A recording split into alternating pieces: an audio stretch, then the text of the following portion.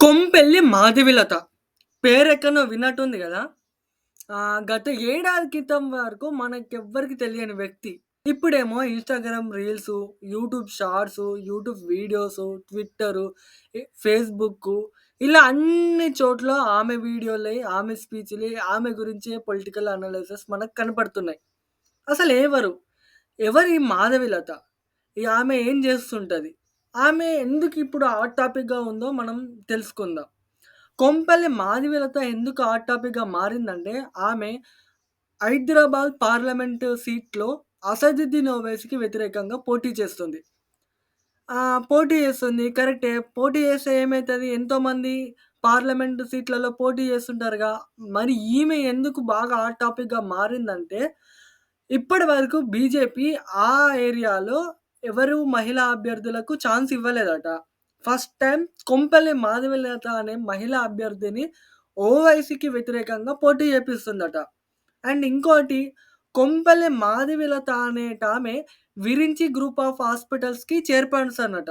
ఆమెకు ఎన్నో ట్రస్ట్‌లు, ఫౌండేషన్స్ గూడా ఉన్నాయట. ఆమె ఇంటర్వ్యూలలో, స్పీచ్‌లలో చెప్పుకునేదేంటంటే, ఆమె ఆల్రెడీ 1 ఇయర్‌గా పాత బస్తీలో ఎన్నో సేవా కార్యక్రమాల ద్వారా పాత బస్తీ ప్రజలకు బాగా దగ్గరైపోయిందట. సో, ఈసారి ఖచ్చితంగా హైదరాబాద్‌లో కాషాయ ధ్వజాన్ని రెపరెపలాడించబోతుందని ఆమె స్పీచ్‌లలో తెలుస్తుంది. కానీ నిజంగా ఎగరేయగలుగుతుందా? ఎందుకంటే 19,00,000 ఓట్లలో దగ్గర 11,00,000 మంది ముస్లిం ఓటర్లు ఉన్నారట హైదరాబాద్ పార్లమెంట్ స్థానంలో. 19,00,000 ఓటర్లు హైదరాబాద్ పార్లమెంట్ స్థానంలో ఉన్నారు. అందులో దాదాపు 10,00,000 ఓటర్ల కంటే ఎక్కువ పోలింగ్ ఎప్పుడు జరగలేదట. 8-10,00,000 ఓటర్లలో దగ్గర ఖచ్చితంగా అటు ఇటుగా 5,00,000 ఓట్లు ఖచ్చితంగా ఓవైసీకి పడతాయి. సో, మిగతా 3-5,00,000 ఓట్లు ఈ బీఆర్ఎస్ గాని, లేదా బీఆర్ఎస్ పోటీ చేస్తదన్న నమ్మకం లేదు. ఎందుకంటే అది డైరెక్ట్ ఆర్ ఇండైరెక్ట్‌గా ఓవైసీకే సపోర్ట్ చేస్తది. సో, కాంగ్రెస్ గాని, లేదా అక్కడ లోకల్‌గా ఇంకేదైనా ముస్లిం పార్టీ గాని, లేదా బీజేపీ ఈ మూడిటి మధ్యనే మిగతా 3-5 లక్షల ఓట్లల్లో చీలుతున్నాయి. బీజేపీకి మహా అంటే 2-3 లక్షల ఓట్లొస్తున్నాయి తప్ప, హైదరాబాద్‌లో ఓవైసీని ఓడిపిచ్చే అంత సామర్థ్యం బీజేపీకైతే ఇప్పటి వరకు లేదు. అప్పుడు సలావుద్దీన్ ఓవైసీ 1984లో పోటీ చేసిండట. అప్పటినుంచి ఇప్పుడు అసదుద్దీన్ ఓవైసీ దాకా అక్కడ గాలిపటమే ఎగురుతుందట. కాషాయ ధ్వజాన్ని రానిత్తలేరట. కమలాన్ని వికసింపజేయలిస్తలేరట. సో, ఇప్పుడేం జరుగుతుంది అనేది చూడాలి. అండ్ ఇంకోటి రీసెంట్‌గా అసెంబ్లీ ఎలక్షన్స్ అనేవి జరిగినాయి. ఆ అసెంబ్లీ ఎలక్షన్స్‌లో హైదరాబాద్ పార్లమెంటు స్థానంలో 7 అసెంబ్లీ సెగ్మెంట్లు ఉన్నాయి. అందులో 6 ఎంఐఎం గెలిచింది. ఒకే ఒకటి గోషామహల్ రాజాసింగ్ గెలిచిండు. మిగతా 3 ఏడిట్లలో ఒకటి రాజాసింగ్ గెలిచిండు, 6 ఎంఐఎం గెలిచినవని అనుకున్నాం గదా! ఈ ఎంఐఎం గెలిచిన 6లలో మిగతా 2 ప్లేసెస్‌లలో బీజేపీ సెకండ్ ప్లేస్ వచ్చిందట. అంటే ఎంతో కొంత బీజేపీకి ఓట్ బ్యాంక్ క్రియేట్ అయితుంది.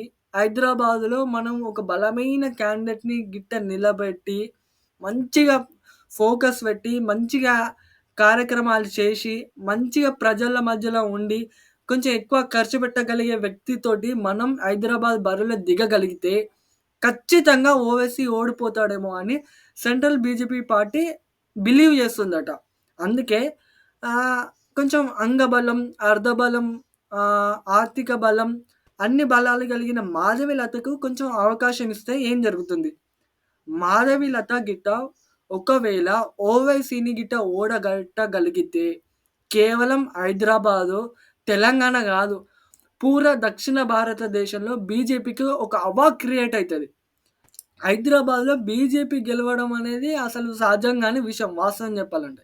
ఒకవేళ అంటే ఒకవేళ ఓవైసీని ఓడగొట్టి బీజేపీ గెలవగలిగిందంటే ఇంకేమున్నది ఇగ నెక్స్ట్ టార్గెట్ డైరెక్ట్ కేరళనే అంటారు. కేరళ, తమిళనాడులో గూడా అధికారం తీసుకురాగలుగుతాం అనే ధైర్యం బీజేపీకి ఏర్పడతది. అలాంటప్పుడు ఈ చిన్న అవకాశాన్ని ఎందుకు పోగొట్టుకోవాలి? హైదరాబాద్‌లో అయితే ఓట్ బ్యాంక్ పెరుగుతది. లేదా గెలిచి జెండా ఎగరేస్తాం అనే కాన్ఫిడెన్స్‌లో బీజేపీ ఉంది.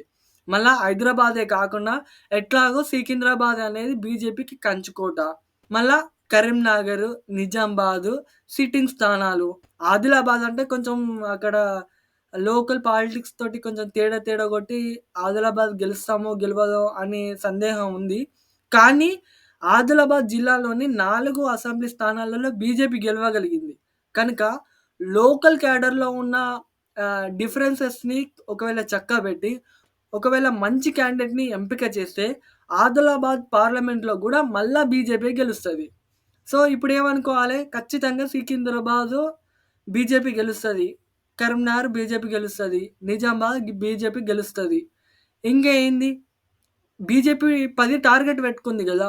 3 ఖచ్చితంగా బీజేపీ గెలవగలిగేవి. ఇంకేంది మల్కాజ్‌గిరి గెలుస్తదా? భువనగిరి గెలుస్తదా? మహబూబాబాద్ గెలుస్తదా? మహబూబ్ నగర్ గెలుస్తదా? ఇంకా అనేది తెలాలి. అవి అనేది కొంచెం క్యాండిడేట్ బట్టి ఉంటాయి. ఎందుకంటే నరేంద్ర మోడీకి భారతదేశ వ్యాప్తంగా మంచి హవా ఉంది. ఆ హవానే ఇప్పుడు తమిళనాడులో గూడా కనీసం 2-4 ఎంపీ సీట్లు గెలవగలే పరిస్థితి తీసుకొచ్చింది. మళ్ళీ అలాంటి పరిస్థితి ఉన్నప్పుడు తెలంగాణలో ఛాన్సెస్ ఎందుకు కోల్పోవాలి అని బీజేపీ ఆలోచిస్తూ టార్గెట్ 10 మిషన్ అని పెట్టుకొని ముందుకొస్తుంది.